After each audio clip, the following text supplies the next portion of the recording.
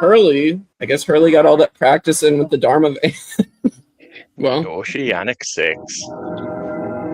So what if he comes back? He comes back, I'm gonna kill him. That was Lance Reddick, right? Yeah. It's sad knowing R.I.P. he's passed away now too. Yeah. That would make me scream too. So manipulative. It's the truth. Locke's now the manipulator? You're giving him way too much credit for that. How you been? He's been manipulative. What's your Yeah, I am agreeing. I think he's been manipulative as well. Hold the fucking trigger. Holy shit, that is insane. That is insane. Oh my god, that's where it ends. Put something along the lines of we have to go back, and mine still I love Sawyer. Well, you're a crazy person. I am just a very sane person.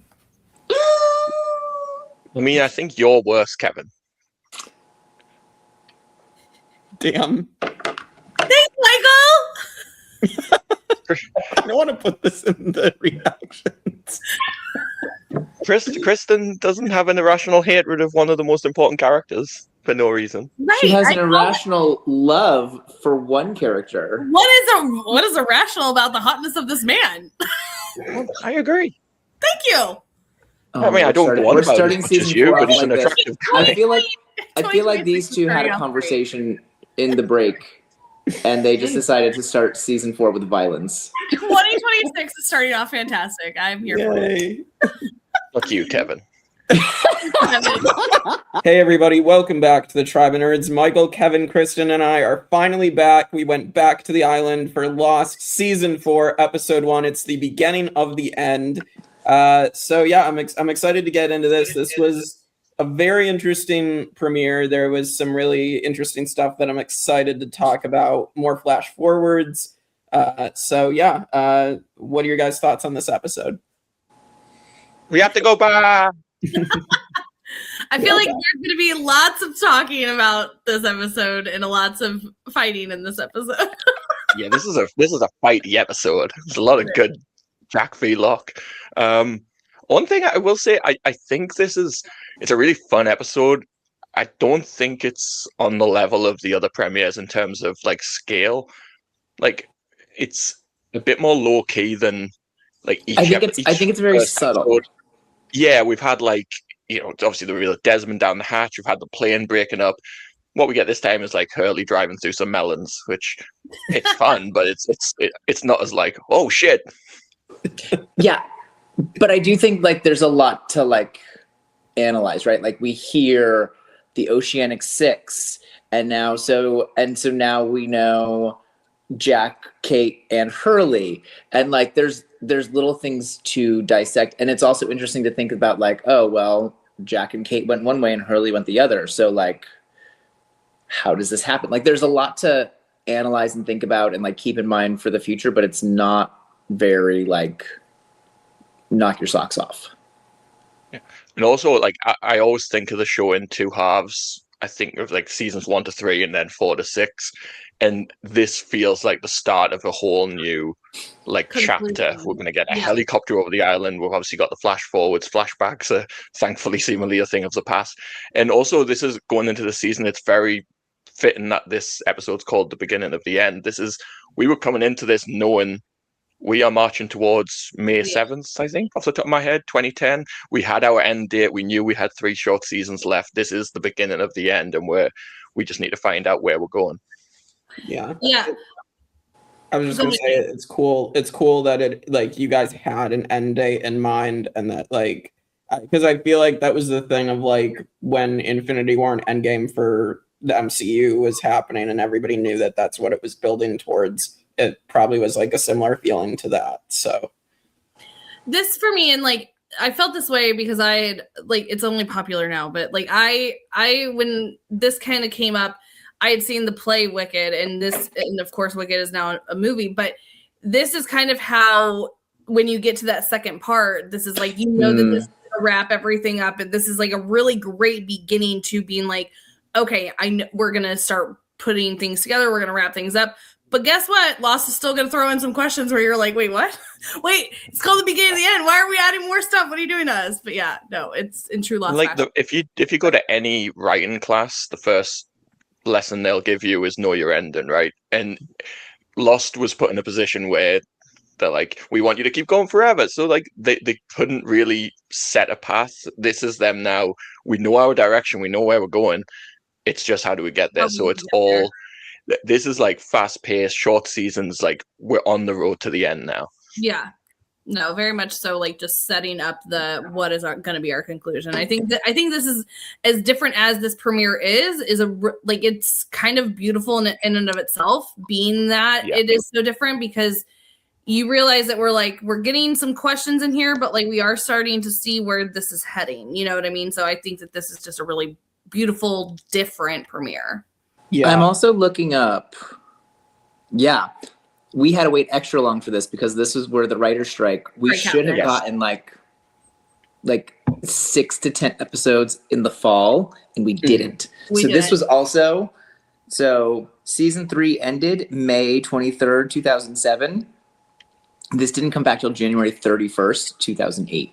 Yeah, it was It was a long break. It was torture. It was absolute fucking torture. Especially after that cliffhanger, that is a long way. Also, I think we might have mentioned it in the past, but this also affected the run of the season in terms of the total number of episodes we did end up getting. So it's a really dense season. Like I've said before, like I love this season because it is so dense. Because instead of the 16 episodes we were originally meant to get, I think it's 12 or 13. I think it's 12. So it's 14 episodes, but the finale is 3 parts. Okay, so yeah. I will say, from watching this from the get-go, because I know that we like to talk about where we were at when we first saw this. I remember obviously the excitement of getting into that cliffhanger, but I will say, and Jake, I'm excited to see where you on your first rewatch and if it's kind of the same or if you're going to differ, because I don't know about Michael and Kevin. You can tell your thoughts here. When this season aired and we got the entirety of the season, this was absolutely my most hated season. I hated this season. Oh, really? Wasn't until I did a rewatch, the many times that I've rewatched it, that every time I rewatch it, I get more and more appreciation for this season. So I'm going to be interested to see how Jake watches this on his first time, if he feels that same way, or if, Michael, I think you said you loved this season from the get-go, right? This is my favorite season. It's tough to talk about why, but in terms of its direction, we'll talk about it in the spoiler section. There's a very specific direction this goes down where I'm like, oh, this is meant for me. This is my season. Right. Yeah. I think looking at the episodes, because I'm trying to remember. This is 20 years ago. Hi. I don't remember exact. I thought it was yesterday. Which season was which. I think 5 was the one I liked watching the least. Ooh. Yeah. I think, like I said, for me, I think 4 I still liked. Yeah, I get new appreciation for them in different ways the more that I rewatch them. So, Jake, I'm assuming when you rewatch, and not that I disliked it, but I think the stuff in 5 is while I like it, I think it felt the most different for me. Yeah. I think everybody has different. Yeah, we'll get to that too. I think it's fun to be able to have these moments of where did we feel connected to the show as it was airing versus now. So I'm excited to see when Jake finally we finish this series and Jake does a rewatch, if it's, thoughts change. So yeah, I was just going to say, I know you guys had mentioned the writer's strike when we started the recapping the show. And so I was I was going to ask that. So yeah, you guys confirmed that. So for sure. So I will say, before we jump into the actual episode, this is the most fun facts that I've ever had about an episode ever. Oh, geez. Oh, my gosh. We per episode. For extra long? An extra long, not super long. But a full page. We're talking a full page here. Okay, so yeah, there's a lot of fun facts here. I'm going to do the numbers right off the bat because, the numbers are there. It's been fun, but, there's other more fun things on here. The first thing before I get into the numbers, obviously, we've talked about the black and white, good versus evil of it all. Hurley, when he sits down with that Oceanic rep, they're sitting at a chessboard, obviously the dark and the white of the chessboard. But also getting into the numbers of it, the car chase was featured on Channel 8 when they were showing that. Obviously, Hurley was playing Connect 4. And the one that is really fun, and I didn't know this watching this. This has been rewatches of just, and then Michael, we've all talked about how we got like insanely into like, the chats and things. The H and the O appear in this episode a lot. So they played horse, and Jack got the H and the O. When Hurley's having his freak out because of the Oceanic rep, right above his, like behind him is an H and an O, like sculpture painting type situation. And then he mentioned seeing Charlie at the ho-ho. So the H and O are really important here because H is the 8th letter and O is the 15th letter, making 815, which is really fun. And Kristin is a whore. Ho it up. Also, will she find that funny? Is that over the? I was nervous about that one. As soon as you started, I was like, oh, that's right, because H is the 8th letter. I know because my initials are KH and K is the 11th letter and H is the 8th letter. So like, I'm like, oh, I know that. Which one's is O 15, 16? Yeah. Also a couple other fun things. So this is like this one's just like not like as fun as all the rest of them, but I noticed it right away when I watched it. Is Jack is 100 times skinnier in this premiere than he was in the finale, which are supposed to be just minutes apart here. But obviously they did filming. He was filming another movie called Speed Racer, and which is why he had such a drastic weight loss. But it's so fun to see him like sunken in, skinny. His face is very thin when he's getting rained on. Yes, he's very thin looking. So it was because it works for the flash forward because now he looks like he's like going to work and he looks like he's doing well and like he's gonna be hairy and unkept later, in a few months.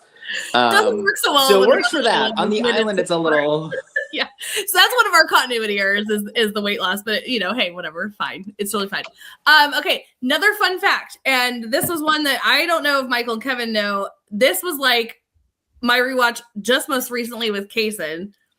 When Hurley gets out of the car after the car chase, there's people around, obviously the police and everything, and there's somebody that's filming it. Did anybody pick it up? No. It's Randy. No. He's filming. I've never once seen it until I just recently rewatched it with Kaysen, and I was like, is that Randy? It's the most randomly placed. You don't pay attention to it at all because so much other stuff is going on, but it's crazy. I'm tempted to mute you and go watch that scene again. So like the old school camcorder, like everything. It's so Randy went from working at Locke's box company to working at the chicken restaurant to working as a cameraman. Like what? No, like not even the just hanging around. He's like at his work wherever he crashed in. And okay. Like, yeah, it's funny. It's just hilarious. Because like, why would you be at work with like a camcorder? The whole thing. It's so funny. It was like 2006, 2007. We did stuff like that. That we didn't have phones, so we had to carry all these separate things around. Right. But yeah, no, I've never seen that before. And then when I rewatched it with Kaysen, I was like, that's Randy right there. It's so random. Another fun fact, Kate, when she meets up with them all in that like jungle moment, this is the first time since Live Together or Die Alone that all of our living castmates are together. So like they've been separated in one way or shape or another. They've not all been together since Live Together, Die Alone. And they're going to immediately and then they side and leave. like, that was great. It's good to see you guys. Like we're gonna take off.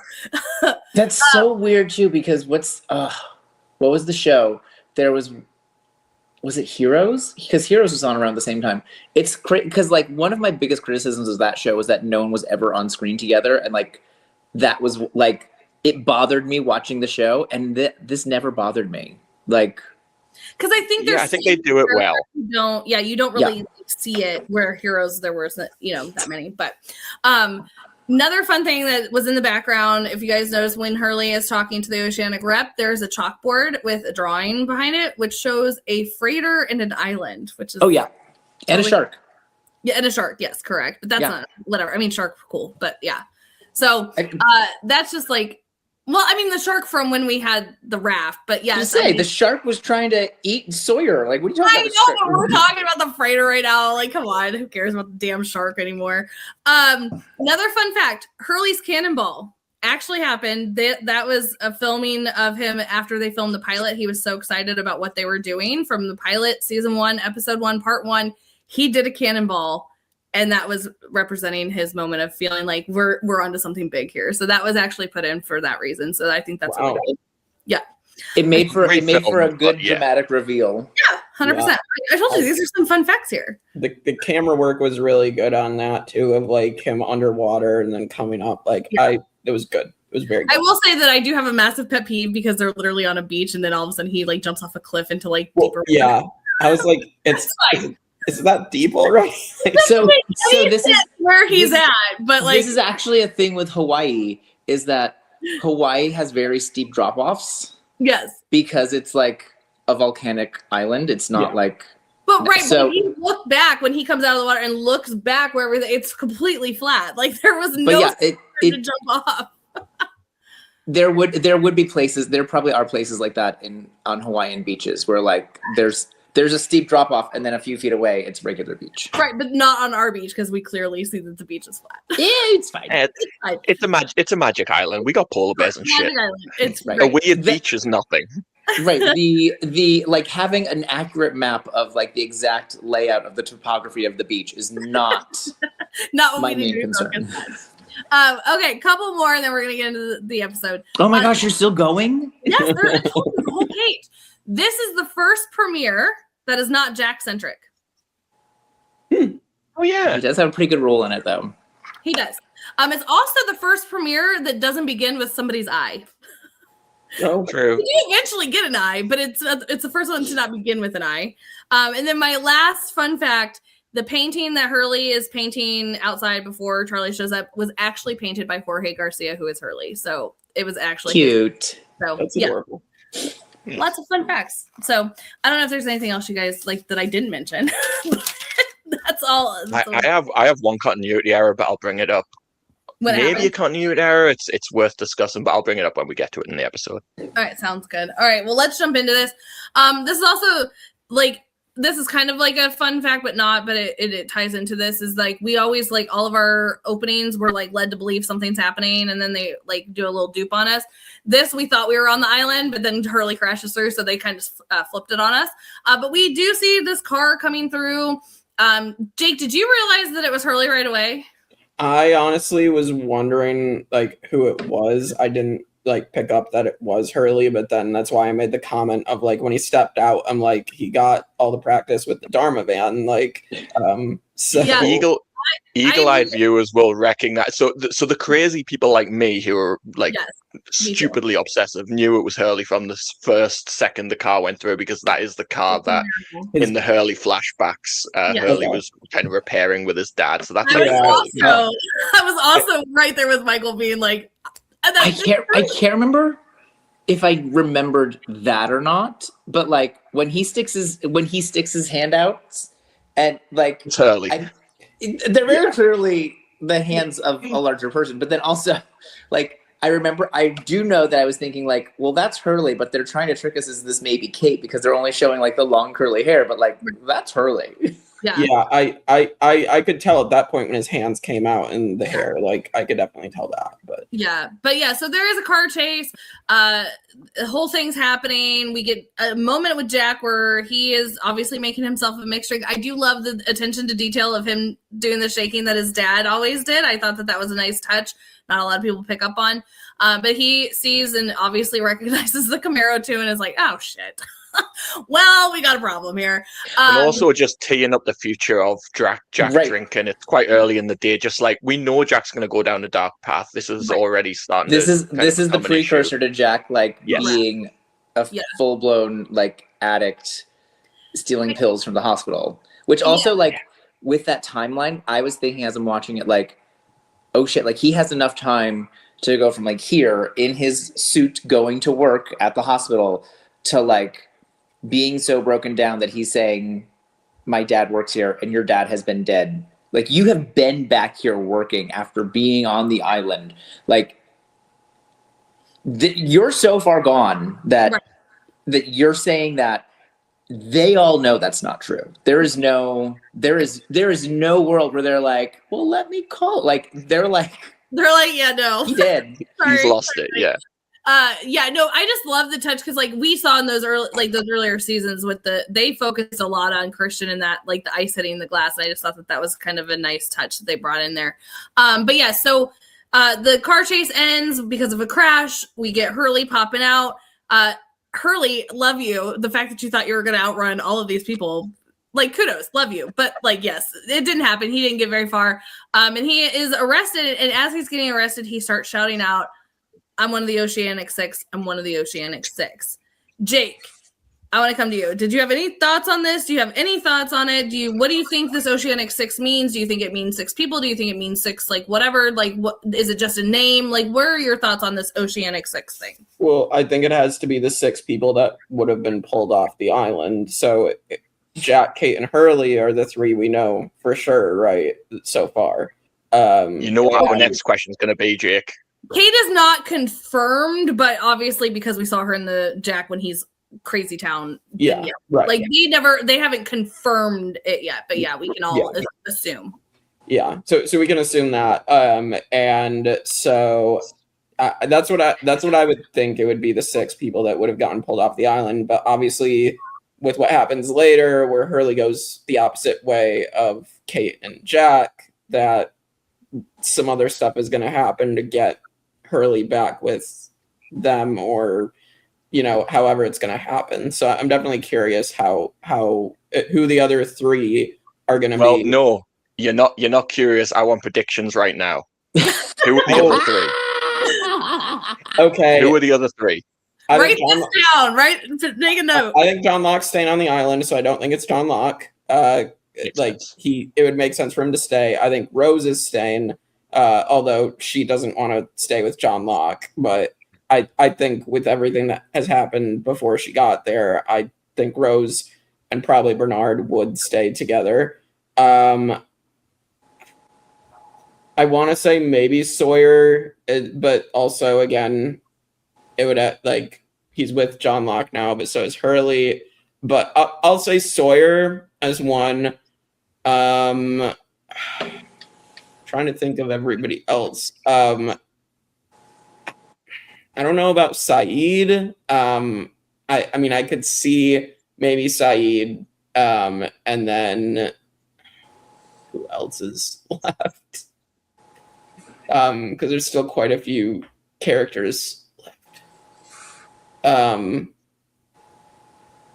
I can't think of the last one who I think would get off, just because I thought of who else is not going.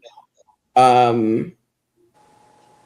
I don't want to take too much time. Like, throw out a name. I want 6. Throw out any name. That's one random name. Jin, Sun. Claire. Yeah. Okay. Jin or Sun. I feel like they could stay together. Actually, I'm gonna go Juliet, because I think Juliet would go off because she wants to check in on her sister. I could see Juliet being like, I need to get off. So I had to think about who else was left for a second, but yes, I think those are official prediction. Okay, yeah. We love it. There we are. We're sticking with it. But yeah, so the Oceanic Six is named. We know if it's 6 people. We don't know yet, and Jake is gonna have to find out. The rest of us will tell you in the spoiler section. So stay tuned. With that, they go into this interrogation room. Jake, did you immediately know who that was, or did you have to wait for that person to tell you? The interrogator. He was in Ana Lucia's backstory, right? Yeah. Okay. Yeah, I just didn't know if you knew that before he said it, but yeah. No, I couldn't remember. But once he said it, I was like, oh, okay. So the tie to Ana Lucia. Yeah, that made sense. Okay. So yes, Ana Lucia's partner, aka Molly, is back in the picture. I was like half looking for him because as they were quick moving the camera around as Hurley's getting out of the car, I was like, is that like Nathan Fillion or something? Like, who's the famous person? I was like, oh wait, no. That would have been No, fun. it's probably one of Ana Lucia's people. It's probably, and so I was like waiting for him to pop up.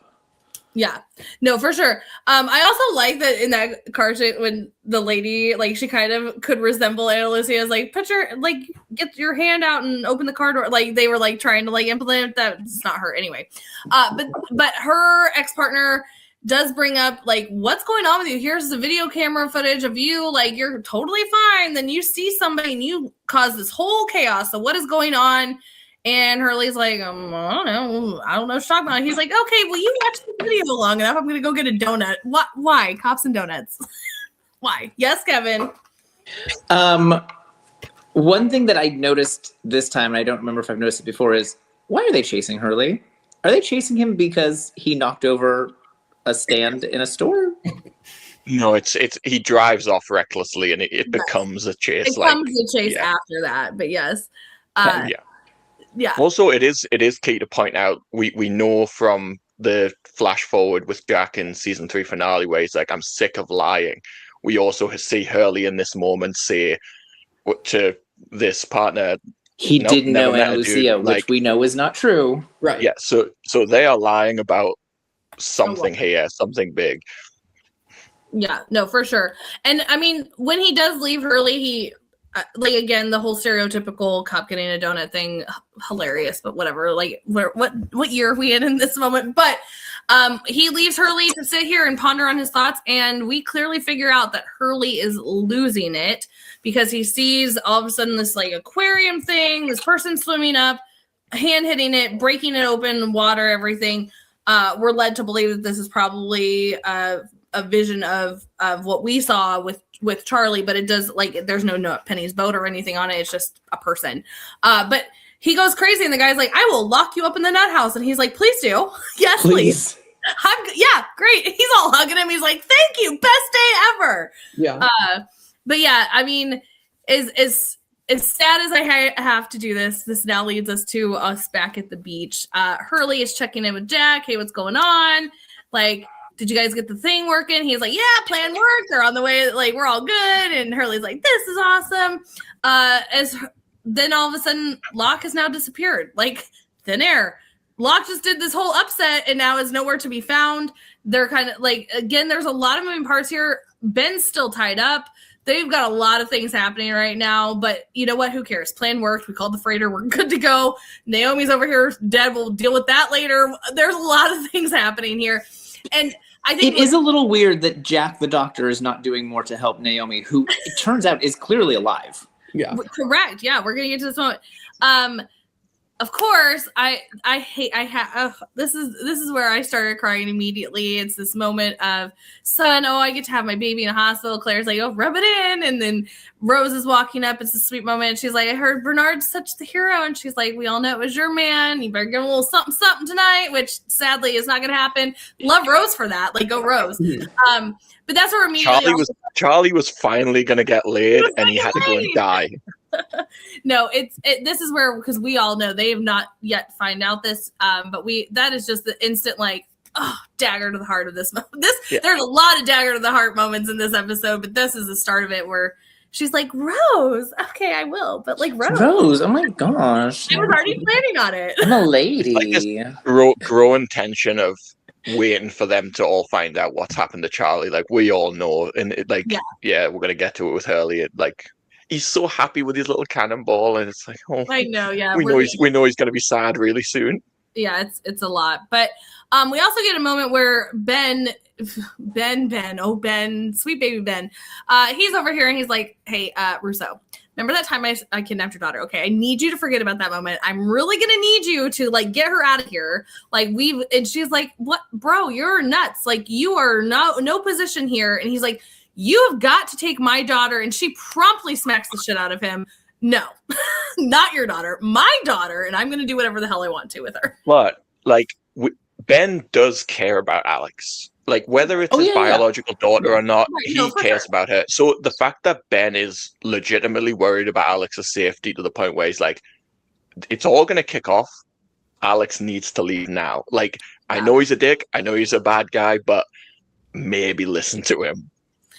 I think there's an interesting like parallel of Locke and Ben being like you have to listen to me. We're all gonna die, and everyone being like, shut up, the two of you, right? Like we're over you right now. Like you're both lunatics. Yeah. Like, and whether or not they turn out to be correct, like I think it's interesting that the two of them are both like having this like full blown panic that we have to go right now. We can't stay here. Like you can't call those people, right? They're both having that. And I also think it's interesting that when we get to it, Hurley's the one that actually convinces people to listen to them. Yeah. No, I think in this moment, the part that okay, like let's talk rationale here, but with the second he goes, you got to get my daughter out of here. Like Ben, you knew that was not going to go over well. She hasn't seen her daughter. She just found her. Benjamin Linus, you are a very smart person. Smart man. You choose every word that comes out of your mouth carefully. That is not a smart decision. You knew better. You knew better. You knew better. But yeah, it probably gets hit again. Like that man hasn't been beat to a pulp. I was gonna say, I think his brains have been scrambled by how many times he's been beaten up. Like yeah. Lost Consciousness is the name of the show. Yes. Right. But sadly, going back to the beach, I'm hating to do this. This is where Hurley and Bernard are having the moment. He's like, "Bro, we did it. We came out on top. We're going home. I've wanted to do a cannonball this entire time." And Bernard's like, "Go do that cannonball. You go. You saved us all with that van. Let's do it. Let's have a good time." We also get a moment of Juliet randomly burying things in the middle of camp. Sawyer's still like getting drunk. Like there's a whole plethora of things happening here. I understand this has not been Juliet's home. Juliet, there's a graveyard. There's a cemetery over there. 2 feet away. You don't have to do this in the middle of camp. Don't bury him next to the kitchen. Right. But Hurley does go jump into the ocean. Again, that underwater scene, he is so incredibly happy. He is so happy. And we, of course, because everybody hates us and they just destroyed our lives earlier, have to now destroy Hurley's life. He comes up out of the water, sees that Desmond has returned without Charlie. Of course, as Hurley's getting out of the water, they're like, what's going on? Desmond's like, we gotta go warn him, we can't do this. Like he knows because of what Charlie had said. And I like that in this moment, Hurley is like, I don't care what the hell you guys are arguing about right now. Where the hell's Charlie? And like they're still arguing. Like no one else sat there. Like granted, I mean, Desmond's coming out and being like, we have to go right now. These people are out to get, like, I'd be like, but like he is so concerned about his friend. He's so concerned about his friend, and it is just heartbreaking. You would have thought that would have been the most heartbreaking thing, but then later we're gonna get to something worse. But he does find out that Hurley has now died. I would also say that it's probably like the rest of them probably realize when Desmond comes back alone, and they're like not asking the question on purpose, right? Like, yeah. We don't need to ask where Charlie is because Charlie's not here. But like Hurley, because that's his best friend, like Hurley needs to hear it. Like, and Hurley like needs you to say it. Yeah, very, very sad moment. But going back to our other group over there at the tower. I got to say one last thing on that group though. When he does reveal like he didn't make it, I also just love that you get shots of Saeed and Sawyer like being really affected. Like Saeed like turns around and Sawyer looks proper upset. It's like, again, it's not just Hurley. This is like a little community that's being built, and now it's like losing a family member. I love the entire group's reaction to that scene of like, shit. Yeah, no, well, we're gonna see too with Sawyer later on too. Like they're not as directly affected like as like Hurley is, but yeah, they're definitely having some feels with it. But talk about other feels. Our good girl Naomi, now she's gone. Like they're just like, what's happening here? Why are you guys just disappearing out of nowhere? And tons of people around. No one saw this girl walk off. Not only walk off, but then dummy it again and walk off another way. Like, what are you guys doing here? You can't have moved quickly. Right, she's hurt. But Naomi's gone, so now there's some chaos of like, where the hell's Naomi, that they're all trying to figure out over here. We've got the chaos back now at camp where like they're like, we have to go and we're gonna stay here because of the freighter. And Hurley is just over it. He's like, we are going right now. I'm like, my friend said that we are going. And like, he just starts walking. And they're all like, I guess we're following Hurley. Like, okay, cool. Should we leave a light on for the freighter people? Like, there's like, I can't imagine the chaos of this moment of being like, what are we going to do? We can't let Hurley go off by himself, but like, aren't we supposed to be at the beach, like waiting for these people to show up? A lot of chaos in this moment for them, but Hurley is over it. That's all he needed to hear. His best friend said something, so that's it. Like, done. Going back to Naomi, Kate has found a trail. Rousseau has found a trail. Jack, why are, like, I get that the French chick is also very smart with the like, she's been on the island. This is again, like, what are the writers doing to Jack in this episode? Because, like, first you leave Naomi for dead, even though she's clearly alive. Right. Then you get Kate and Rousseau both saying, I found her trail. Jack under most circumstances would have been like, okay, well, 2 people are going to go this way and 2 people are going to go that way. Right? Like, that's what Jack would normally do for the entire first 3 seasons. Why all of a sudden today is he like, no, we're only going to go in Rousseau's? He's on freighter track. It's rare that I'll defend Jack against Kevin. It's usually we're on the same track, but I kind of understand Jack's point of view. He kind of just makes a joke of it, like, Kate, like, we're going to be on a freighter in 6 hours, like, laughing about our one last argument. And it is mad to think that someone that has a knife in her back is going to be able to be doing, like, dummy trails and stuff. It's ridiculous. You could say it's kind of unbelievable, but I'm willing to move past it. Like, I understand why Jack would be like, there's no way this girl is doing dummy trails right now. She's just trying to get away. Oh, no. The idea that she was making a dummy trail unnoticed is ridiculous. But, like sure. But yeah, like, I think him on island is written very weirdly this episode. Yeah, I mean, I just, like, Kate's like, I just think we should follow both. Like, I don't know why he can't be like, sure, okay, take somebody with you, but we're going to, like, other people can go meet the freighter. They know who's missing. You know what I mean? Right. It's like, who else is bleeding? Who else is blood? Did she just find on a trip? Like, you know what I'm saying? So it's like, I don't understand why we can't. We do get a great Kate moment out of it, though. We do. But yeah, no, Yes, it's just for all the Kate haters. It seems weird, but yeah. Going into our flash forward here, we have Hurley, who is now back at his stomping grounds. He was like, you know what? I know exactly where he's so at home. My address is probably still there. We're good to go. Like, he's in his slippers and his robe, and he's just playing basketball with his imaginary friends. He's having a great time. But he does get a visitor, and this guy comes up and is like, "Hey, how's it going? How you doing? You clearly are not doing great, but like, how are you? I'm a rep for Oceanic, and we want to upgrade you." And Hurley's like, "What? I'm good."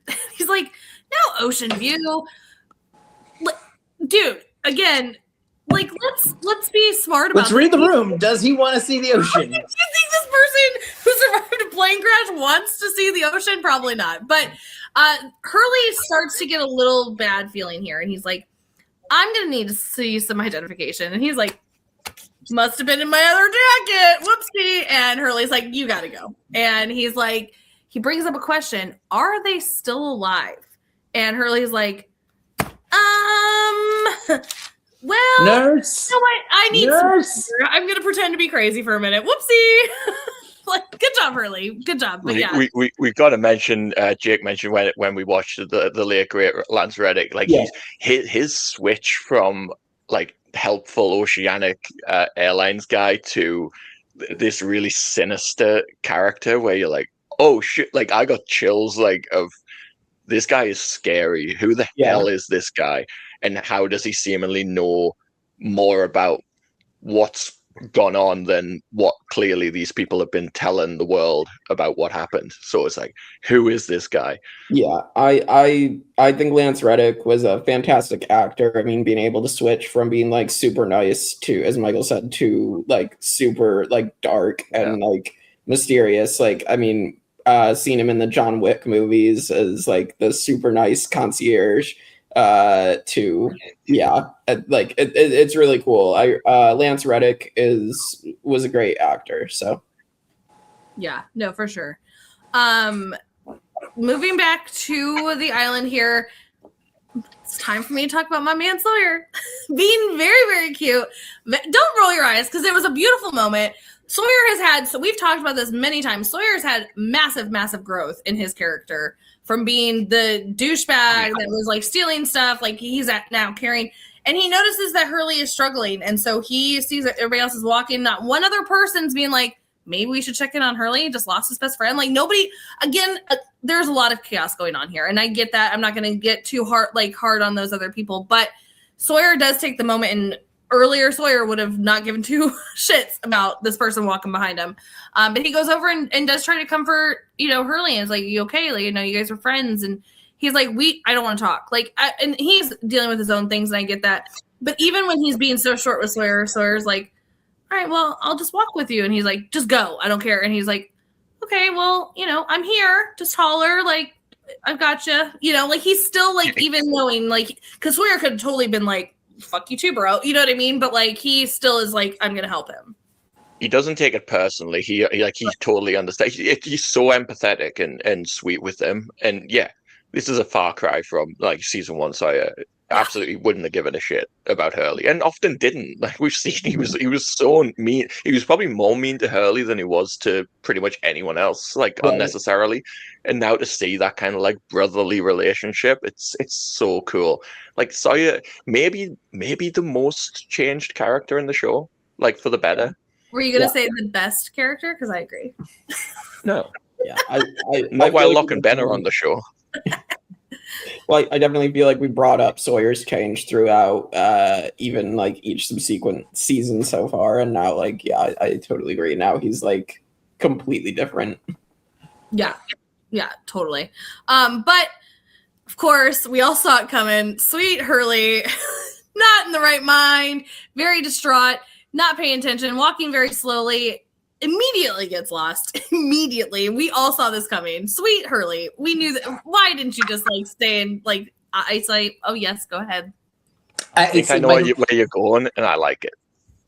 Did he get lost, or did the island move him? Listen, who knows? Okay, it's a discussion that we can have. I'm fine with it. I think I also think that it's something Hurley would do to be like, thought he was walking in a straight line, but he's looking down and walked that way. Like I also can see that from Hurley. Right. And like the fact that we see the cabin, and then he runs away, we see the cabin again, and then he closes his eyes and comes, and the cabin goes away. Like there is a lot of question about like 100%. How much of this is real? How much is like, because we are with a person who's been in a mental institution, who has had visions. In this very episode, we saw him have a vision of the glass breaking because there was an aquarium there. So like, there is a lot of question of what is he really seeing? What is happening? But yeah, I have always thought that once there was a gap between him and the others, he wasn't catching up to them. Like not because of he couldn't, but because the island wouldn't let him. Yeah. I don't think that it's a coincidence that I don't think he just stumbled upon the cabin for sure. Correct. Like Correct. He was summoned to the cabin, or the cabin arrived at him. Like he was supposed to find the cabin in that moment. Yes. Agreed. No, but I agree with you guys on that. I do think that there is something more, which is why I said like Lost brings in these new questions. But they brought it in with a character that like is. We've seen Hurley, like things just randomly happen to him that yes, 100% could he have just gotten lost? Yes, he 100% could. It does add that like question into like what is happening here. But before we get into the whole cabin situation of it all, we have a moment with Jack, Ben, and Rousseau. I love that they're just dragging Ben with this like a dog, like an actual dog. But Rousseau's like trail ends here. Oopsie. Whoopsie daisy. And I love that Jack is just like so like again one track mind right now that he's like, what does that mean? Like she stopped bleeding. Jack, you are a doctor. Jack, you are a doctor. What do you mean she stopped bleeding? Again, the writing on him is so weird this episode because like Jack, you've been on this island long enough to know like this isn't a question. This is shit. The thing that Kate said is what really happened. This really was a dummy trail, and we got like Jack, you were smart enough to realize this. Like of all people, Jack goes, what do you mean she just stopped bleeding? You went, Jack, you're a doctor. But also, I like when I was watching it, like Ben makes a face when Jack and Kate hug. So in this moment when he's like, yeah, well, Kate was right. She took the correct trail and she took the phone. Like, I'm like, that's the thing that he saw when he made the face. Yeah. Okay. Also on like this, I think Ben's almost like, is it Samson, the guy that like all of his strength is in his hair? Yes. Is Yes, that thing? yes. Yeah. I think Ben is like that, where like his strength is in being beaten bloody. Like whenever Ben is like beaten to a pulp, he's at his best. He's at his most savage. Like season 2, Ben in the hatch just being a little shit. Like Ben in this episode is incredible. He's like, better call the boat. Tell him you're getting a really big bundle of firewood. When Jack comes up to him at the tree and he's like, where'd you go? And he's just like, eh. He's so funny in this episode. He doesn't give a shit. No, and he's like, I should have told you, but you just beat me up, so my bad. I owed you one. I owed you one. But yeah, I mean, there is something to that too, like that you're saying, Michael, because even when he was recovering in his wheelchair, we get the whole like, yeah, we have 2 hamsters like running a wheel. Like when he is supposed to be the most vulnerable, he is at like his peak. Like he's right there. I think Ben almost like likes being like backed into a corner. Like he should be like scared for his life right now, but I don't think he's ever seemed more confident. He's not concerned at all about any of this. He's just like, well, I guess I'm being dragged around like a dog now. This is fun. Right. Yeah. Well, which they promptly do. So because they've now figured out that they're wrong, they take back off. But we come across Kate, who has been walking this trail by herself. And she is following blood that she sees on the leaves. She also has the phone that starts ringing. I also like that she's like, shit, I'm supposed to be like, I don't want this person to know I'm following them. So like, she's like, hello. Like she's like whispering. But Mikowski on the other end, he's like, who's this? I haven't talked to like, what, who is this? And she's like, Kate. I'm just Kate. I like when he asks a question and she just hangs up. Right. Whoops. That connection. But yeah, no, he's wanting to know where Naomi is, and she's like, we're looking for her. And he's like, what do you mean you're looking for her? She's like, never mind. Soup. Didn't mean to say that. But she's on the toilet right now. Right. She's on the toilet. If they had paper, she would have just crumpled it up and been like, bad service. Can't hear you. Going through a tunnel. But with that, I mean, she hangs up the phone and then starts to feel obviously blood on her arm, looks up, and this is like, Jake, I know you haven't seen Game of Thrones. This is a so Game of Thrones moment where this thing just like pops down out of the blue and like attacks her. It's like a full like scary movie, like all these things. And she holds a knife to her throat. She's like, it wasn't us. I promise. It's not me. But your boat's kind of calling. We need you to like, it wasn't us. And like Naomi, literally on her like dying breath, is like, I've been nothing but awesome, and you put a knife in my back. And she's like, it was Locke. He's an asshole. Like it's not. I mean, I'm with Kate. It was Locke. He's barely one of us. He's a lunatic. But also, there is this moment of Kate where this is like a badass moment, but this is also like the audacity of this woman to be like, I know, like we just like that dude like knifed you in the back, and like you're kind of dying right now, but like, can you call your boat and tell them like it's fine? They don't know the settings on the. I'd be like, fuck you, I'm gonna die with the phone in my hand. Like I don't care. It's just like she does obviously convince her enough. So that is a very badass moment of Kate. It's a moment of like, really? Like this. I don't think she convinces her at all. I think she clearly wants her people to come to this island. I think it's very much nothing to do with Kate, but more to, hey, my people need to get here. She doesn't sell out Kate. She doesn't. No, she could have done that. She doesn't say they attacked me. She says I had an accident when I came down, and so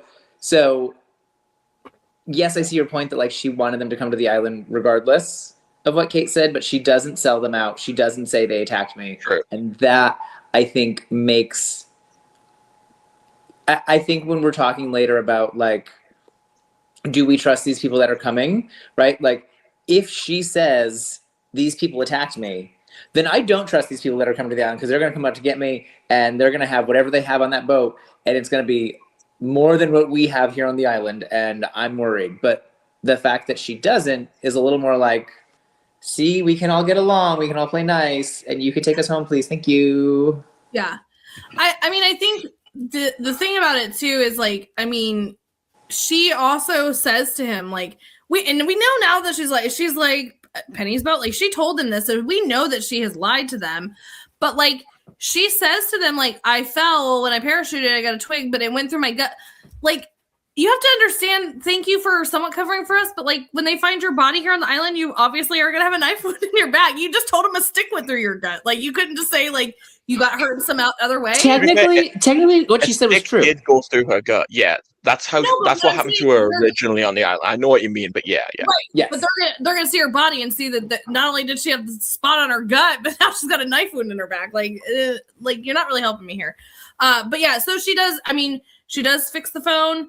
Says, tell my sister that I love her, and dies. And Kate's like, oopsie.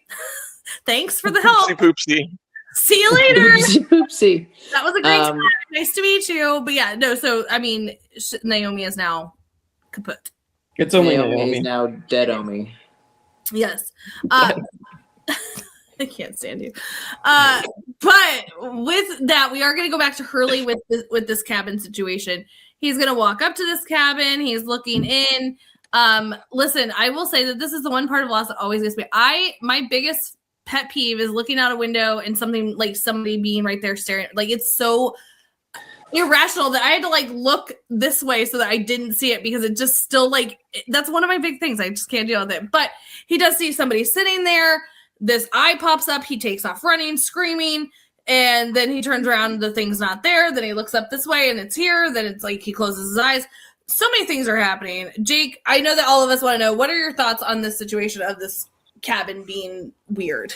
Well, so I recognized it as Jacob's cabin. I think the person eyeball has to be Richard, right? Because he's the only other left besides Ben at this point, and Juliet. But like every other is dead at this point. Tom's dead. Like all those other people are dead. And so Richard, we didn't see where he went off to. It has to be him, I think. That makes sense. And also, there are two figures in there where it's like, oh, well, we only saw one little ghostly guy last time we were there. Right. Also, in this scene, I don't know if you guys, probably not, because again, it's the obsessiveness, but we do hear whispers. And I remember very clearly, like, listening to those whispers back in the day. And there was two sentences that you can very clearly make out. It's, Sarah, there's someone coming. And it sounded like Desmond. That's two things that the whispers say in that moment. Sarah, there's someone coming. And it sounded like Desmond. Okay. Interesting. The only Sarah we know is Julie Bowen, and you guys said she was done. So. Oh, yeah. Yeah. Well, and why would Jack's ex-wife be... That would be a twist. Right, why would she be in the cabin? Right. Jack's ex-wife is Jacob. Yeah. Wait, she Sarah shows up with Phil Dunphy. Yeah. Sarah was the name that Christian gave Ana Lucia. Yeah. Oh, okay. Interesting. Because he was Jack. So it's like he could come up with drunk. Because he had an alcohol problem and was like, he's like, only woman I can think of is my son's ex. the only female name I can think of because I'm a misogynist is Not his wife's name. Right. Couldn't think it. No. So weird. Anyway. Is Jack's mom ever even named in the show? I think so. I don't think so, actually. I don't think that. Anyway. But yeah, I mean, again, there's a lot going on with this cabin thing. Obviously, like, is it in Hurley's mind? Is it, like Jake said, like Jacob's cabin? We've seen this cabin before with Locke when he went. Now, again, like Michael said, there's two people in this cabin. Like, is this like, are these things in Hurley's mind, or is it actually happening? And that's like the question that they leave us in this opening, like in this premiere here. But as he promptly gets scared, he runs off and closes his eyes and wakes up to Locke. Locke's like, hey, how's it going? And he has to tell Locke all the situation. I think, again, like, we have to think about it as no one really knows any of this information that has happened here. Like, Locke, like, he has what Ben has said, like, these people aren't who they say they are.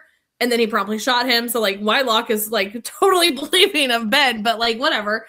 But then, like, that little group, like, with Hurley, they know what what Desmond had told them about with Charlie. The rest of these people have zero idea of any of this that's going on. So of course Hurley is going to inform Locke, and he's like, well, yeah, I'm right there with you. I agree. Like, no freighter. We're not going to do it. I'm on the same page. I'm right there with you.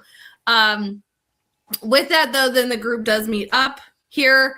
I like that they're like, out of nowhere, Locke became public enemy number one. Like, it's not like completely out of nowhere. Like, this has been coming. He like took off with the others and like all this other stuff. But like, think about this for a moment. That like so many people were loving on Locke in the beginning. They're like, he's our hunter. He's teaching kids with knives and all these random things. And now all of a sudden, Who was glad he was teaching kids with knives? Listen, The one who picks the baby as his least favorite character all the time. Okay, got it. Yeah. Teaching the kids survival. But I will say, like, to see all of, like, they all just witnessed him throw a knife in a woman's back that was seemingly innocent. Yeah, I think our opinions of you have changed. Like, it's a little weird, but they do meet up, and this is where the worst dagger of the episode. They all come up. Rose is like, "Oh, Bernard, Rambo, you're so cute," and Sun's so happy to see Jen. Claire is searching for her man. She's trying to give him the goods and nowhere to be found. And I do love that Desmond does start to walk off to go tell her, and Hurley's like, I've got this. Like, this is my responsibility. And man, oh man, when he breaks down, I'm sorry, I almost teared up, but when he's like, he's dead, and they just like, it is rough. And like Claire, like, in disbelief, you know what I mean? Like, she's sitting there like, like, I mean, he just says it like, so, which depending on that, she's been worried this whole time, but everyone else has turned out to be okay. So she's worried, but she's assuming he's going to be okay because everyone is okay. Yeah, it's, I mean, also like when people get bad news, like some people have to hear it like just straight up like that, like rip the Band-Aid off. Others need like coasting. I think in this moment, like she's looking around and Charlie is nowhere to be found. So I think she's already, and then, I mean, he walks up bawling. So like, we know this isn't good, but like for him to like, even when she says he's dead, like she's still like, what? Like the confusion, the sadness, the right. regret. Are you sure? Is there anything we can do? Right. Like she's still very much in that moment. Yeah. I mean, she wants to know how. She needs all the details, like what happened. Like, and again, like even Hurley, because like we're gonna see here in this next flash forward where Charlie shows up to him, is like they have to instantly be thinking because they know what doesn't, like he had these visions, so like that immediately would go into my head is the girlfriend and the friend of being like, did he know this? Like, did he go out there knowing this? Like, or was this a surprise? Like, and now you don't have any answers either. So it's really like, hopefully, you know, they'll get with Desmond and he can kind of go through. They're in a panic right now, but hopefully, eventually, they'll get some closure. But we do get Hurley at the hospital here. He's painting. Charlie shows up. Like, I also like that the other person that's like in the hospital is like, dude, there's somebody watching you. He's staring at you. He's like right over there, like 2:00. It is also interesting though. It's not just Hurley here. There is another random guy that does acknowledge that, hey, there's a guy looking at you. And he's also, you know, in a mental institution. You know, it's not just Hurley that sees him. Yeah. But I love this moment because we do get Charlie back. Also, Charlie's looking amazing. Like, looks so good. Like, so good. Way to go, Dominic Monaghan. You look so hot. Death looks good on you. Death looks really good on you. Death looks good on you. But I mean, it's true. He looks great. But no, I mean, he shows up. Hurley immediately is like, "You're not here. You're dead." And he's like, "I am dead, but I'm also here." And he's like, "Prove it." And he slaps the shit out of him. He's like, "Yep, here. Hi, remember me, your best friend." But like, this is where Hurley he is still struggling with his guilt here. And you could like, did you know when you went out here? Like, this is still really hard for him. And we don't know what this timeline is. We don't know how long this is from the time that he found out to where he is in this hospital. So, but obviously he's still dealing with this guilt. And Charlie has a message for him, and he says, "They need you." And of course, Hurley's like, "La la la, can't hear you. Nope, not me." But Charlie's still like, "They need you. They need you," like, over and over and over again. So there's a lot of like, Jake, any thoughts on that of like why Charlie is here, why he's saying they need you? Is Charlie here? Is Hurley losing it even more? What are your thoughts here? Yeah, I mean, we've seen dead people all throughout the show since the beginning. Christian Shepherd, we've had Mikhail come back from the dead. to actually do stuff. We've had Hurley's imaginary friend Dave that just showed up. Like, we've had some people just randomly showing up. So I was surprised, but also not surprised to see Charlie just pop back up, and then like realized, maybe Hurley's, seen it in his head, but then someone else, right? I don't know. It's very hard to like understand like what exactly is happening right now, because they haven't quite explained it yet. But yeah, I mean, it's definitely interesting to see that Charlie just shows up like that. So I'm sure that's probably no coincidence, and it's something that'll be explained in the future. But it's also in the big key difference is, like, we've seen this kind of thing on the island. Like, this is the first time we've seen something like this happen to somebody off the island. Yes. Like, Hurley seeing people from your past show up on the island is pretty common common at this point. But like Hurley having this happen to him in the real world is like no wonder he freaks out. Are you kidding me? yeah, Like, poor guy, his best friend just turns up.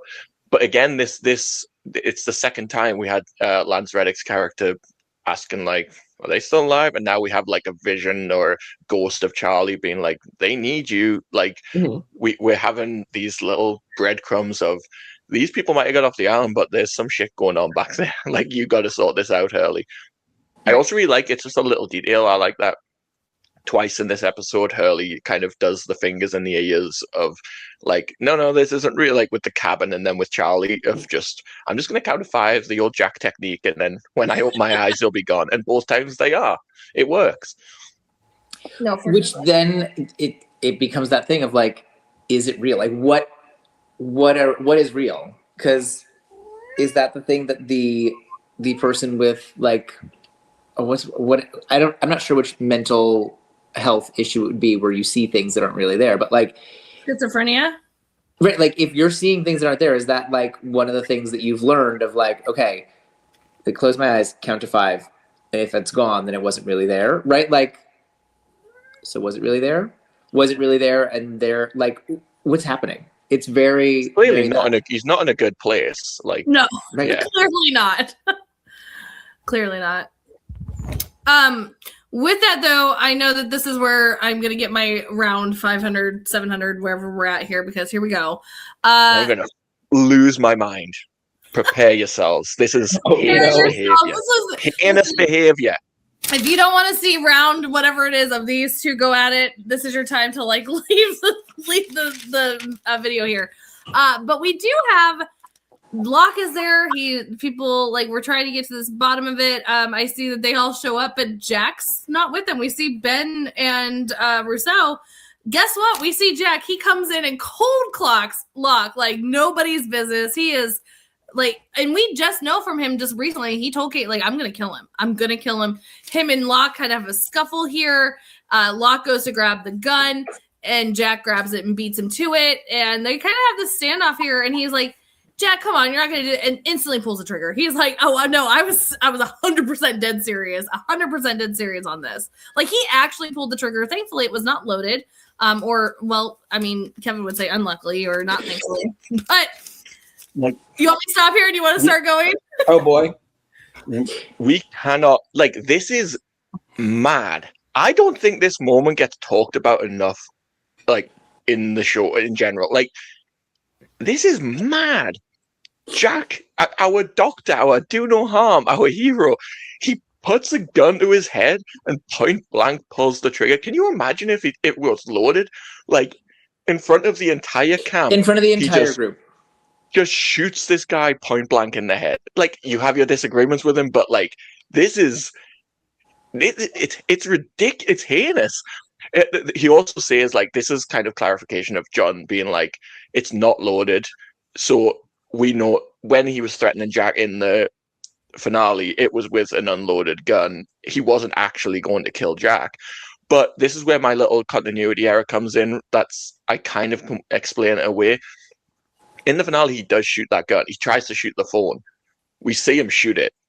So I'm guessing maybe he just had one bullet, or did they just forget about that? I don't know. But Kevin, I'd love to hear your defense of this, because whatever you think of Locke, he does not deserve to be point blank executed in front of everyone at camp. No, I think it would have been really. In here, I will say he shot at the phone a couple times, so I think he probably went through the bullets, and that's why it's exploded. But go ahead, Kevin, we're ready. No, I mean, yes, it would be unforgivably bad for him to shoot him point blank in the head in front of everyone. Like, I'm not, and like, even as a Jack fan, and even as someone who on the island would go with Jack before he went with Locke, like, that would very much make me question, should I go with Jack? Because like he was willing to shoot this man in the head. But like, I think the thing that we have to, like, again, the writing on Jack is like strange throughout this whole episode. He does a lot of out of character things throughout the whole episode. I think the point here is showing how much he doesn't trust Locke, right? Like how much, like Locke killed Naomi, right? Like he is trying to trap them on this island, and Jack's whole point is, we need to get off the island. Like, you're going to kill us, John Locke. You're going to kill us by getting us trapped on this island. Like that is what he is thinking. Whether or not that is the reality, like Jack's thought is, you will do anything. You will kill us to keep us on this island, and I can't allow that. I will say, Kevin, you said it would be unforgivable if he executed Locke in front of everyone, right? Like, I don't think just because the gun was empty, that makes that any less unforgivable. Like, he tried to. Just because the gun, it worked out, he didn't get killed. Like, the intent was that he was gonna fucking shoot him in the head. Right. I think this is where, like, it to me, it is a writing. The entire writing of all episode is weird. I think that it is. I think in the writers' minds, as they're writing this character, they know he's not actually going to kill Locke. They're just trying to dramatically show us how separate their paths are. So I think it's yes, it's terrible. Like I'm not defending Jack pulling the trigger in his face, right? Like that is the wrong thing to do. But like I think in terms of the show, the people who are writing the show understand the narrative, and so they're like, okay, well, we're gonna have him pull the trigger to show this like they're on two separate paths, but like Locke's not gonna die, right? Like I think that's how it happened, and that's why I'm kind of like no, like it's not. It's very bad, but it's also like this is out of character for him. Like this isn't something that I think Jack would actually do. Like, just like I don't think Jack would leave Naomi to bleed out and die. Just like I don't think Jack would not have two people follow both paths. Like, there's a lot of things in this episode that I'm like I don't. Actually, Jack's bedside manner does kind of suck. So he probably would leave Hurley mid horse. He probably would leave Hurley mid horse. But like he's got Sun there, Sun who helped him with Boone, right? Like he wouldn't just leave her there. Like he would at least be like, I need someone to like keep. Like if she had enough energy to leave a dummy trail, like a long dummy trail, she had a pulse. Right, like you, come on. So I just think it's a writing issue, not a character issue. Personally, it's convenient for you. I have to say I was very much prepared with this, but this was really boring, so I put ish. I like how the argument number is so significantly higher than the number of episodes we've done. That would mean that we have this argument like 50 times an episode. That sounds about accurate, actually. Yeah, that really does sound accurate. But see, that one is an ish. That one doesn't count. It was an ish because that was really boring. Yeah, I was ducking under the table thinking it was going to be bigger than that. And... No, like, I mean, it is really bad to pull the trigger in his face. Like that, Yeah. But like, but also, I would also like to point out, I'm not going to help Kevin on this because there's no helping Kevin on this because this is really bad. But I would also like to point out that Michael, you were very upset about him pulling the trigger in front of everyone after Locke just threw a knife in a girl's back in front of everyone. So they are both really shitty people right now. Yeah, I don't think so. Sure. Okay. Everything Locke's done has been for the good of our people. Just saying, but I'm just saying. everything Jack has done has been for the good of the people too. Like Jack is trying to get these people saved and rescued off the island, and you are allowed to believe, and Jack is allowed to believe that, or Locke is allowed to believe that they're supposed to be on the island, right? Sure. John Locke blew up the submarine, right? Like, oh my god, we're not going back to the submarine. Oh my like, god. you have to, but like, We can't do it again. We can't do it again. like, if you are Jack, this person has killed people, has almost killed you for this insane idea that we're supposed to live on this deserted island. Like, get the absolute fuck out of here. We're getting off this island, right? Like, I don't care. There's a helicopter, there's a freighter. They're coming to get us. Like, listen, there's a lot of weird details out there, but I can get home. I'm going home. Fuck you, John Locke. I'm going home. Right? So, like, I do understand that, like clear target.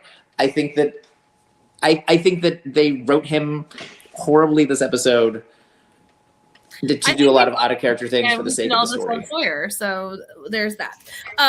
With that, I love that was a 6-minute conversation just on Locke and Jack here. But It's a big moment. It is a big moment. But with that, there's also this moment again, like I brought up this episode, that again, Jack is not pertinent to any of this information about Charlie, like, because this is the moment where Locke's trying to explain to people, like, hey, yeah, okay, it wasn't great that I did that, but this is why, like, this is how I feel. And Jack's like, you're an idiot. Like, all of this, again, this chaos is happening. And then Hurley out of nowhere, like, Hurley is being the voice of reason here. But also, again, Jack didn't know about this. So, like, Hurley coming and be like, Charlie died. Like, and he said that we're going, like, these people are bad. And, like, Jack's probably like, wait, what? What do you mean Charlie died? Right. I didn't know he wasn't here. You know, like, he's getting this, like, news for the first time ever. He's having to, like, still come up, okay, this is new information. Can we trust these people? Because they are supposed to take us off the island. But, like, I trust Charlie, too. Like, I feel like this is, like, him trying to, like, he has very little time to, like, get all the information. And he's being Jack. And he's going to go with his tunnel vision that he always does. It's just a Jack thing to do. We've seen it many times. But Hurley does bring in the voice of reason. Charlie was my friend. I'm listening to my friend. I'm sticking with what my friend said. It's not Penny's boat. I'm going with Locke. As crazy as this idiot is, I'm going this way. And then we have this moment where Locke's like, we're going to the barracks, so who wants to join us? And, like, we do start to see this divide. The shocking one here is we know, like, even Bernard, like, looks at Rose and he's like, all right, so I know we're going to the barracks, right? Like, we're going to go live in this cool house. Like, we're going to have a good time. Like, because you don't leave the island. She's like, I'm not going anywhere with that man. I think this is actually, like, the real divide, right? Because Jack and Locke are both a little bit crazy at this point. But, like, 100%. it is, yeah, like, I want to get off the island, but, like, are these the people who are going to get us off the island that Right. Hurley is saying? Right. Or, like, Rose is saying, listen, Jack might be off his rocker at the moment, right? Like, he might have just crossed the line, but, like, Locke? You think we'll go with Locke? Right? Like, I think that's the actual divide. I don't think the divide is stay on the island or get rescued. I think it's... Right, which crazy person are we going to follow? Right. But yeah, so I mean, we see that Hurley obviously goes. Claire, like, she's listening to Charlie. That's her man. Again, poor Claire, like, literally 2 seconds ago, got this information that her man is dead. Jack's coming in and punching people and pulling triggers. Like, zero time for any of these people to think. And so, of course, Claire goes. And then we get this moment where it looks like the divide is over, but my man Sawyer kind of stuck in the middle here. I also have to point out, as much as I hate it, when everybody was meeting up, he was looking for Kate, and it again, like, so sweet. Love that man. But love me more. No, anyway, he now decides that he's doing his own thing. I'm gonna survive. He says this to Kate. Kate's like, what are you doing? Like, I thought we were gonna have, like, a rendezvous in your tent later down at the beach before we get on the freighter. Like, what's happening? And he's like, I'm doing what I've always done. I'm going to survive. Like, it's been about me. And this is kind of where we see Sawyer again being, like, his normal selfish season 1 Sawyer self. But even then, I think what we see him, because he is really strong. Like, you see this, like, him just staring down at the ground of, like, where do I go here? That this isn't just selfish Sawyer doing what selfish Sawyer is going to do. He's really trying to decide. He wants to survive. It's self-preservation. I also love Ben just being like, with your permission, Jack, I'd like to go with Locke. and Jack just being like, you know what? I'm done with this guy. I'm done with take him. It's all yours. Bye. Take him away. Well, and like I think Sawyer again like exemplifies the actual divide of like he's like I Which don't crazy. trust these people. Like these people who are coming. Like if Charlie said not to trust them, I don't trust them, right? And like do we actually know who this Naomi is? And like like I think that's the actual like it's not we have to stay here on the island because we're special, right? It's like these guys are making me nervous. Yeah, it definitely, I think at this point is which of the two crazies do I follow? It's not, but I mean, we also have to think about these people. All they've thought about since they've crashed is like, how are we going to get out of here? Like, how are we going to get home? So for the fact that, here's the other part that I love that it's like implied but not really talked about is the power of Charlie, of all people, the power of Charlie to literally, I mean, he didn't even say anything. He wrote on his hand, not Penny's boat could have meant a million things. Like it could have been like, not Penny's boat will make it here in time. Or, you know what I mean? Like there's could be a million things, but 3 words written on the palm of his hand as he basically sacrifices himself. The power that Charlie had, like he wasn't as nothing as he thought he was in this group. He held a lot of power. And I think that, and also Hurley saying also, that. Go ahead. Whether that's a good thing, like these people are now making a decision based on emotion. Mhm. Like this is a shocking moment, and Charlie is dead. They are now making real like life altering decisions of where they're going to go based on kind of the heartbreak and the weight of Charlie's words. Like if Charlie came back to the beach with this message, would it necessarily have held as much weight than the kind of the punch of he's dead. fucking dead?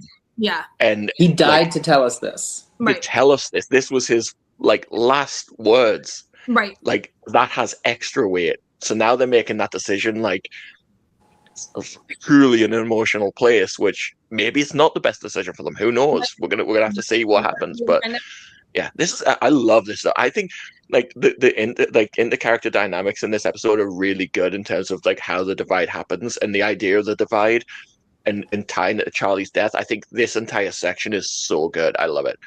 I also like that people go in unexpected directions. Like you expect Rose to want to stay, but she doesn't. Yes. She's sticking with Jack, and you expect and it makes Sawyer. Sense. You expect Sawyer not to go with Locke, but Sawyer's like, right. So I like that they are. Well, and I also like Hurley. Surprises. Hurley was so, like he was just like, oh my god, like. I'm so happy to go home because they all thought I was dead. That money is gone. Like he was so excited to go home. And now, I mean, because of that message, like he's like, never mind, abort mission. I'm going this way. Yeah. But yeah, no, it's a lot. It's a lot for sure. But I would still, as much as Jack did cross the line, Sun has to get off the island. I'm going with Jack and getting Sun off the island. Like Sun is going to die. Of course. Yeah. Well, it's funny because this is the moment that we talked about. Obviously, we're just doing this for you viewers. We already know where this is going to go. But Jake, we're going to come to you. Where do you go? So whether you believe whether you like Locke, whether you like Jack, depending on like, do you stay on the island? Do you not? But like, where we have 2 crazy people here. Where do you, Jake, rationally go? Like, what are your thoughts hearing Charlie's last words? Now Jack's being crazy, Locke's being crazy. People that you might trust are going which way or the other. Where do you go? Well, so yeah, Charlie's last words are not Penny's boat, so you immediately aren't sure if you can trust that way. But either way, both Locke and Jack are doing crazy things. But Locke is like, okay, if this is not Penny's boat, and we need to protect ourselves, let's go to the barracks. But then you're like, well, we want off the island. We've been wanting off the island all along. Jeez. It's tough. I don't trust John Locke at all, though, out of the 2, but Jack is doing some shifty things too. So it's kind of like, I feel like I would want off the island though. So I would feel like I'd go in Jack's direction just to get off, but I also don't trust like not Penny's boat. So it's like, I don't know. I'm tentatively going to see about getting off the island, but then I like, if something goes wrong, I'd probably try going to run back. So for now, I'd say go Jack's direction, but Jack was an escape route. Right. Yeah. I mean, it's definitely like Sophie's choice here, right? Like you're damned if you do, damned if you don't, because you really like, yeah, you want off this island. You want like to do, I think for the situation and what they have what they have been presented, we have Naomi that originally was saying, oh, Penelope Whitmore, this is why. That would be my biggest thing, to be like, why did she lie? Like if there's no reason to lie about it, so why did she? That would be, I don't trust Locke to save my life and the man drives me nuts. I'm sticking with the fact that she lied about it. Charlie told us that she lied about it. Like, and still we got no one's like saying like, yeah, okay, sorry, we lied about it. Like I'm going to hide from these people. Yeah. I do find it interesting that Desmond doesn't go with him. Desmond also heard Charlie's last words, had that brief interaction like, oh shit, Penny's calling. But he goes with Jack. I think that's an interesting thing for Desmond to choose, of like, well, I want to, like Jake said, I want to take that. If there's a chance, maybe I'll get off the island. I'm going to go with that chance. I think for Desmond though, it's like, she may not be on that boat, but they have my picture and they knew her name. So maybe it's not Penny's boat, but maybe these people are working for Penny. Maybe Charlie got it wrong, or you know what I mean? Like there are those questions. Yeah. So it's well, and I mean, Kristin, you have kids, right? Like, yeah, if there's someone in your life that you need to get back to, yeah, right? Like you're going to do whatever it takes to get back to them. So like, I think he's at that point too. Like he's been on this island for so long. He now he knows, even if this isn't Penny's boat, Penny is looking for him. Still a boat. It's still a boat. It's a boat, and Penny is out there, and Penny is looking for him. So yeah, for sure. Like I said, I mean, everybody is going to have their own. That's why that divide happens. Is everybody has what matters the most to them? Does it make it right? Does it make it wrong? We'll find out, or maybe we won't. I don't know. But like, you have to make that decision for your moment. You're in the moment, you know.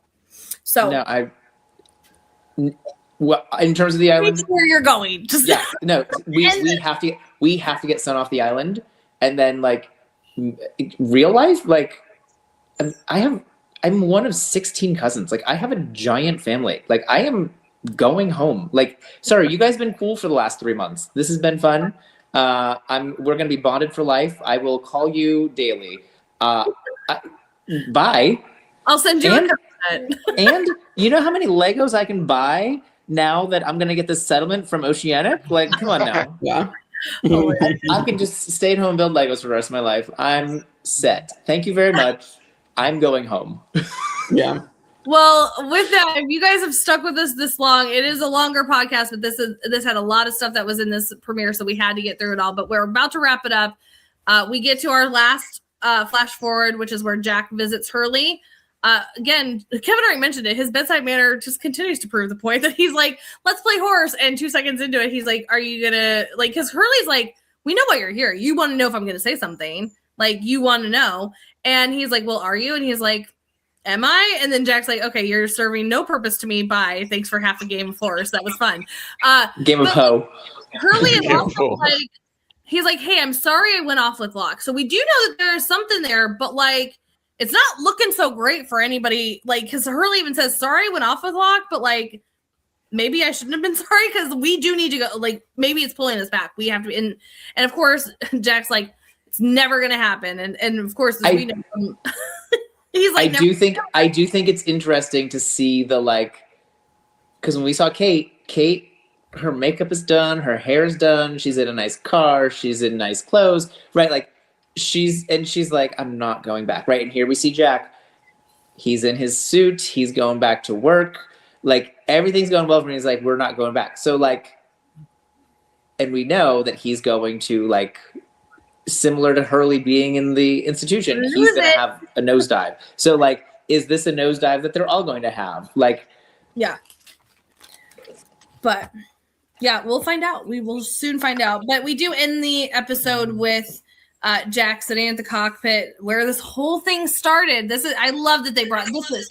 It's so hard because he's sitting there reminiscing. Kate walks up. She's like, "You thinking about Charlie?" And he's like, "Yeah, it seems like forever ago that this, we came out here."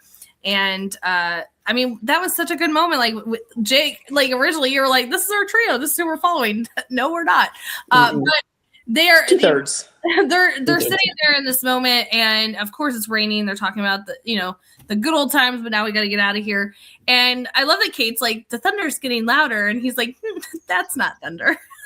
That is not thunder. That is a helicopter, which we see with the spotlight and things. And then we see somebody come out and parachute. And he's like, "Hey, come on, we gotta go check this out." Where the rest of the group is, no idea. But like, they're going to go find out what this is. They walk to the beach. They all know where they're going. It's fine. But as they back for a minute, as they approach, this person is taking off their helmet, turning around. We get a new character. We did spoil for Jake, and he knows the person's name. We won't do it for you guys if you guys are not, so we'll leave that there. But this person says, "Are you Jack?" And that is the cliffhanger that we left. So, yeah, craziness to see that this is kicking off to be crazy right off the bat. I mean, hour and 23 minutes into this podcast. Yay. Also interesting that they have a whole freighter, but this is two people now who like jump out of helicopters. The helicopters that seem to not be doing well, right? Like No. Like. What's going on? Also land the island. Just land the boat on the island. This is one of the continuity errors that I think of is like, how big is this freighter and how many helicopters do you have on it? Because the other one crashed. Yeah. Like the other one actually crashed in the water. So like, you guys just have like plethora of helicopters hanging out or what? Anyway, pull up the new one. Maybe we'll find out. Maybe. But let's wrap it up. Least favorite character, and then we got to start our rankings. Yeah. Favorite character, I'll go Hurley. Just because this was centered around Hurley and like his mental health and like kind of I found that pretty interesting. And least favorite, you know what, I'll go John Locke just because John Locke is just insufferable in this episode. So yeah, we'll go with that. What? We already know where this is gonna go, Michael. Just let it ride. Michael? I'm not sure about my favorite yet. I need more time. I'm not sure about my favorite. Michael? I agree. I like Hurley is the best character of the episode. Like Hurley's amazing in this episode, and like you said, I never really thought about before that it's the first time we've had like a non-Jack premiere, and like Hurley holds it up really well, and especially like his performance when he does the speech about "I'm not doing it for you, I'm doing it for my friend." Like it's so beautifully done. Like that's such a good performance. Jorge Garcia is fantastic in this episode. So yeah, Hurley. Least favorite character. I struggle with a least favorite. Really? You know. I mean, I need to think of someone because you know who my break glass in case of emergency least favorite No, we're not character doing is. that. We're not doing that. My least favorite character. Right now. My least favorite character is Carl. He's in the background and he's useless. My God, that is such a cop out. Why is God? Listen, every time you guys do a cop out, nothing ever gets said. The second I do a cop out, Well, you do yours. I'll have a think. I was trying to decide between like because I know there's gonna be a lot of Hurleys. I'm like, can I justify anyone else? Can I justify Kate? I do think this is a good rebuttal to the Kate hate, but like it's Hurley. Like it's everything about Hurley. It's him. It's him having the emotional like yes. Do we feel bad for Claire when Claire finds out? Yes, but like who's the one who's making us cry? It's Hurley, right? Like Hurley jumping into the water because he's so excited, only to come out of the water and have his heart broken, right? Like Hurley being the one to see the cabin, right? Like who, like by accident, he didn't like. John Locke was like, "We're going to see Jacob," right? Like we're going, but Hurley just happened upon it. Hurley is the one who actually convinces people to think about, right? Like, because John Locke is doing his like typical John Locke. The island is important. We need get to stay it. here. I know. It's so It's so annoying. But like, You're so annoying. Hurley's the one who's like, listen, I mean, this guy's an idiot. However, I'm not listening to him. Right. And that's what convinces people, which is the actual like argument you should make. So I would love to put it as Kate, but I can't put it as Kate. It has to be Hurley. It's locked. We don't care. You can just No. It's gonna be Jack. He messes up too many times. Whoa. He messes up too many times.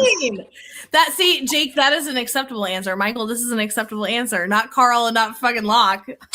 Listen, I think that this is a writer's issue. I think that they wrote him poorly throughout the episode to make things happen in the episode. However, he's still written poorly for the episode. He is, as I point out, he's leaving Naomi, who is very clearly very alive, when he has people around who could be helping. They're just like packing up their bags that should have already been packed because they just got there. So like, what are you doing? You're collecting firewood. There's firewood at the beach that you're going to walk back to. Like, what are you doing?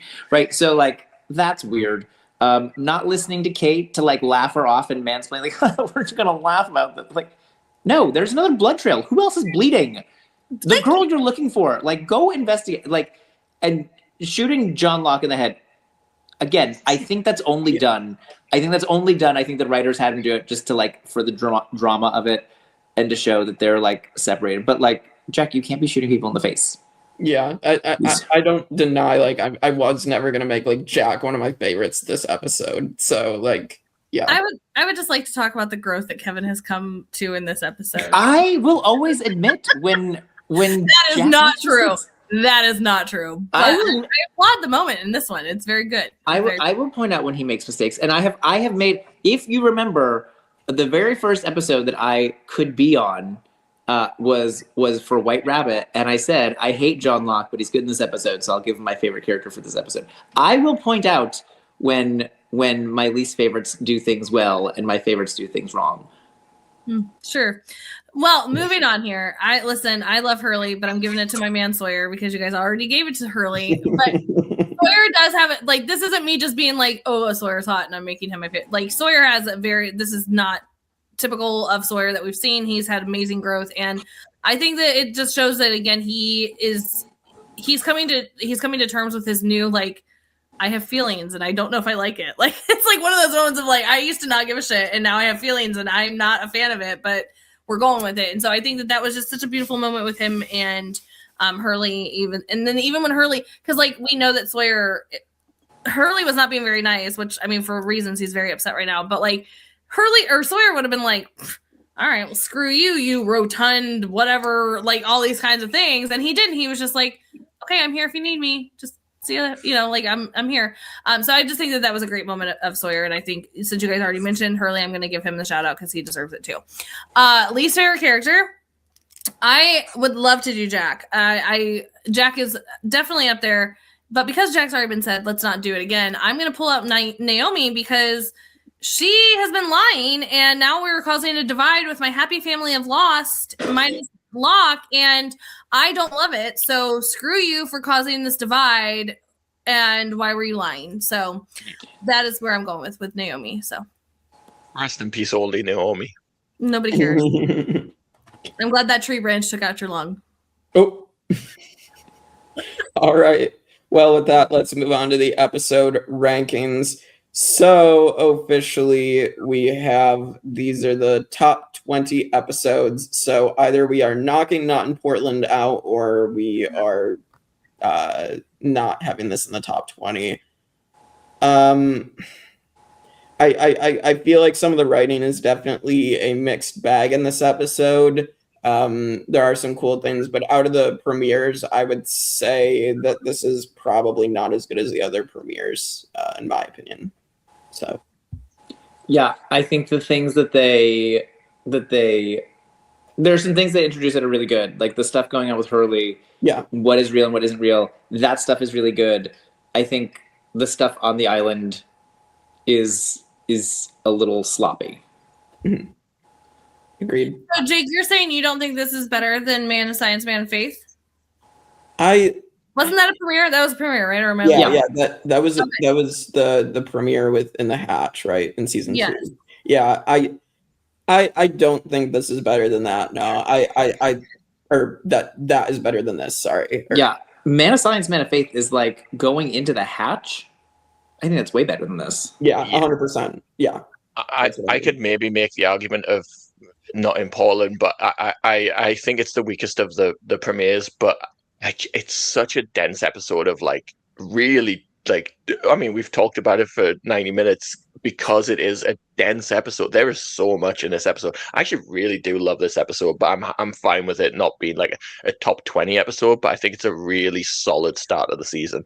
And I think it really sets up what season 4 is going to be in a really great way. But I'm fine with it not being like a top 20. Not in Portland's fan. Yeah. Yeah, I mean, I think for me, I mean, Man of Science, Man of Faith is us, like, we had waited for so long to see what was down there, so for us to, like, get that moment. The only reason why I was asking Jake if you felt that way is because even in Man of Science, Man of Faith, that's when it opens, and we get down there, we really don't see anything until the next couple episodes of that. So like the entire Man of Science, Man of Faith is them just opening the hatch, staring down it for some time. Then they go back like, we can't do this right now. Kate and Locke do the whole thing. Like, so we. But isn't that? Don't we also get Desmond in that? It's at the very end where he's like, "Do I know you?" Like it's literally at the very end. So that's what I'm saying. Like we get more of that. That's why I was trying to like point out. I mean, again, I'm not going to argue it till I'm blue in the face or anything like that. I'm happy to put it out of the top 20, but I think that this, because of like what Michael was saying, there's a lot of stuff going on in this episode. And I just feel like when you look at that and how much information we got, some questions we got answered, some things we didn't, some new things going on, a new person coming in. When we look at Man of Science, Man of Faith, where it's literally like, are we going down the hatch? Okay, we're somewhat down the hatch, but no, we're not. Now we're back at Jack, and now is he going to go down the hatch? Like, it just seems like there was not much happening in Man of Science, Man of Faith compared to this one. But I'm happy to. I kind of agree, but I think Man of Science, Man of Faith is just a bit more of an iconic episode. Just for, I agree with that because like, we wanted to go, like open the hatch. I get that. Yeah, that's exactly. Not willing to, like, in the opening, I think the opening is like iconic Lost. I think that does the heavy lift in there. Yeah, I'm happy for it to just not make the top 20. And hey, we don't even need to discuss of the season. It's right, number one. It's number one of the season so far. Right. Yeah. There's nothing to really. You were prepared. There, so. He was prepared, but yeah. So yeah, I was prepared. All right. So that is the first episode of season 4. So yeah, that's it for the start. It's the beginning of the end, and so I'll let you guys get to your spoiler section. Like, share, comment, subscribe, of course. Because we want to kick this year off with the bang, and we want to hit our goal of 500 subscribers. So bang! So like, comment, subscribe, share, bell notifications. No spoilers. Yes, keep it spoiler free, please. Also, I mean, you've been with us for this long. Just stay on for another 10 minutes because we're going to spoil some really good stuff. yeah, 100%. So with that, I'll let you guys get to it, and we'll see you all next time for season 4, episode 2 on the Tribe of Nerds. John Locke still sucks. Thank you, Kevin.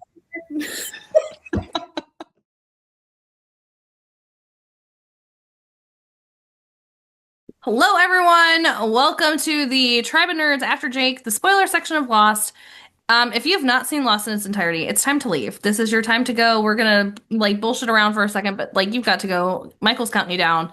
But like, comment, it's a long podcast. We'll do a quick one. Like, comment, subscribe on your way out. Anyway, all right. If you're still here, you're on your own. So we have a lot to like. Let's start off because we started off this episode with Hurley saying I'm part of the Oceanic Six. Let's just get it out there. Jake had some ideas. The Oceanic Six is not actually 6, as we're joking. It's 5.5. Because technically, yeah. Who are the Oceanic Six? The 3 that we've seen so far. Plus Saeed, which he did guess Saeed. He guessed Saeed. I don't think he's guessing them for the right reasons. He's just trying to think of who would get on, I think. Right. Yeah. Sun. Rightfully so. Because Sun needs to get off the island. Rightfully so. And little turnip head. Little baby turnip head. Little turnip head. I think the crazy part of like that I want to discuss with the Oceanic Six here is that this is not a group that we would expect. Like when we're watching this is not the group that we would expect to make it off this island, and it's not because of that was a plan. There's a lot of things that we're going to get into at the end of this that turned into how these 5.5 ended up being the ones, because it's a lot. It's Right, a very like, you would- sad, you would tragic, think- all the things. You would think Aaron would be with Claire, right? And you would think that, Supposed to be. That's why Charlie died. and you would think Oh, he's frozen. Aaron and Claire are with Hurley. So like you would think that they would go together. And like I love Saeed as a character, but is Saeed the person that we're like wanting to get off the island? Is that the person who like there are other characters who I like want, like I want Juliet to get home. I want Sun to get home. Right? I don't want Sun to die giving birth. Right? Like there are people who I want off it, and like Saeed doesn't make my like short list of 6 of who I want to get off the island. Saeed will be fine to live on the island for a little bit longer. He will survive just fine. So yeah, it's in terms of group. content, it works out perfectly because it's going to lead to the iconic duo of Hitman Saeed working for Mr. Benjamin Linus off the island, which is going to be crazy. Also, it's the Oceanic Six, but we have some non-Oceanic people that also do make it out. Like Desmond and Frank are going to be on that. But they don't show helicopter up as well. with them. Right. No, because they do. Penny and Frank's just like, yeah, I guess I'll just stay Sure. here. I'm cool. I mean, but the thing is about like this major lie that they're talking about is they now realize, like, when we get to the end of it, that maybe they should be protecting this because they're going to go through a lot of stuff, and I don't feel like we need to spoil. Right, like I don't know if we have to spoil all of it because then we'll have nothing to discuss later on when we're doing spoiler sections. Yeah. But there are other people that do make it off this island, but they were not part of the Oceanic Six because that was their lie that they had to come up with to save the situation. But yeah, it's I did love that he put Juliet in there when it's clearly the Oceanic Six and she was not part of the Oceanic Six. But I was like, hey, kudos. Listen, if Jake is going to guess things wrong, I'm happy to let him because so many times that child gets things correct. I know. In his defense, he was under pressure, and I was really putting on the pressure to make him say somebody. Yeah, no, for sure. I mean, the thing about this too is obviously we're Hurley's the main focus of this episode, majorly so, to the point where this is the first time that's not been Jack centric, which for all of us that know, it's leading us because Hurley is who is supposed to be the leader of the island, the head honcho. I've said since we started this rewatch that this is where, like, it's so clear to me that Hurley is the rightful leader of the island, right? Like there have been so many times that I'm like, oh yeah, of course it's him. Like when I first watched it in 2004 to 2010, it was very like, why is this guy, like, he's cool. Like I like him, but like, why is he the leader? But like watching it now, like you thought it was like an out of nowhere Bran Stark moment, but when you actually rewatch it, it makes sense. Yeah, and even the last because I rewatched it like a year ago. Well, no, like 2 years ago, I rewatched it, and it was like I was remembering all of like the story, right? Like so now, like because that rewatch is so fresh, to be able to watch it this time, I'm like, oh wait, no, like Hurley is like clearly the person who is going to end up being the leader at the end of this. Yeah. And also, like, you summed it up when you said that, like, Jack's over here, he's just trying to shoot someone in the head. Locke's kind of been on a mission for a while now, not necessarily explaining himself the best. Hurley in this episode is the voice of reason. He's the rational leader. And yeah, it makes perfect sense that, hey, this guy right from the beginning has been someone that brings people together. He's a leader you need, and that's what he's going to become. Well, yeah, and I think it is really apparent too. Like when you do rewatch, like for the very first night, he's offhanding like dinner trays, like to people on the on the beach and blankets and things. He was like the one doing the census. Like like he's the one who realized Ethan wasn't one of them, right? Like he does have those skills. It's very clear, when you rewatch it. But like when you're watching it for the first time, there's no way you ever saw that coming. You're like, wait, what?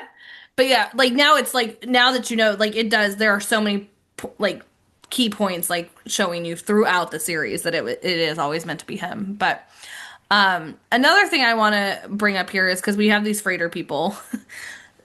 spoiler alert, because you're in the spoiler section, they are bad. They are, well, not bad, but like they are not there for them at all. They're there.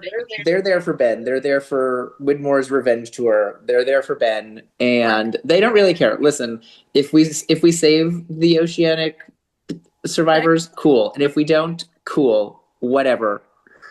Yeah. There is like a handful of good people, like our science team, that are gonna be arriving on the island, like headed by Faraday, that we met in this one. But yeah, the main goal here is a boat full of mercenaries that are here for Ben, and they will kill anyone that stands in the way of their mission. And I mentioned it at the beginning when you were asking about like favorite seasons and why seasons resonate with you. I couldn't really talk about it in the episode, but the reason this season is my favorite and I love it so much is because of my love for Ben. I think Ben's such a fascinating character. This season is Ben's season. You know, it's the entire season is built around this boat full of mercenaries are here for Ben. Ben is the key factor on the island of all the drama that's going on, and he's this prisoner who's just sassy and sarcastic. Like, when I think about season 4, I think about Ben. Like, it's Ben's season. You are going to have a really hard time defending him in an episode coming up, so good luck with that. Which one? You know, because there's a moment with Alex, so we'll get there. I'll defend him all day long in that. Oh, he's the victim. Anyway, we'll get there. We'll save that Michael, one for later. If I can admit when Jack is wrong, Yeah, you can admit when Ben that's is a wrong. moment. But we'll save that for another spoiler section. He makes a terrible mistake, but I don't think he's like. We'll get there. We'll get there. I'll defend Ben. I do want to say, though, the last thing I think that we should spoil in this, because, again, we could spoil, like, the entire rest of the series here, but then we'd have nothing left to talk about. The one thing I do think we should bring up is we saw Faraday. He has now jumped out of and he's like, "Hi, are you Jack?" That's who we see at the end of this episode. But those other people that we are going to see, that team of scientists, they are actually on that helicopter currently. Like, they are going to jump out at later points here. We're going to get Charlotte. We're going to get Miles. So they're going to become a key point, like key component in a lot of our people's stories here, because they're going to be in different parts and they're going to all need them for different reasons at different times. Next episode is the freighter crew flashback. We're getting like the joint flashback of Faraday, Miles, Charlotte, and Frank as they arrive on the island. Mm-hmm. I love that episode. I can't wait. Yeah, because Frank's the pilot. What's his face? He's dead people. Miles, he's dead people. We got a ghost hunter, yeah. Ghost hunter. Charlotte is the like she's a botanist. Archaeologist? I was gonna say like archaeologist. Is she an archaeologist or a botanist? I thought she was. I thought she like paleontologist, archaeologist, that sort of thing. Something along those lines. Like I like my memory is because she's the one that dies, so like I don't remember her as well. No, who cares? Love you, Rebecca Meader. Of course, we killed the girl, but we love you. It's one of the reasons I don't love season 5 as much. Like, I remember she was like digging things up and it was like she was finding. Oh, you're right. You're okay. The things from the island, and that was I remember, like the polar bear skeleton. Yeah, you're correct. Yeah. And then Faraday is our physicist, physicist. He's the time travel expert. Yeah, but like, is that physics? Yes, no? He's a physicist, yeah. Okay, thank you. I was like, am I losing it here? But yeah. So, I mean, I think that's cool to know. Quantum physicist? Like, whatever. Who cares? Faraday is kind of Faraday is essentially whatever they need him to be. Right. To explain what is going on in the moment. And we're going to need him to explain it a lot. He's going to explain it in The Constant, and it's going to be amazing. Yeah. Oh my God. We are 3 episodes away from The Constant. I love that episode. I mean, if that's not like number 1, that's for the season for sure.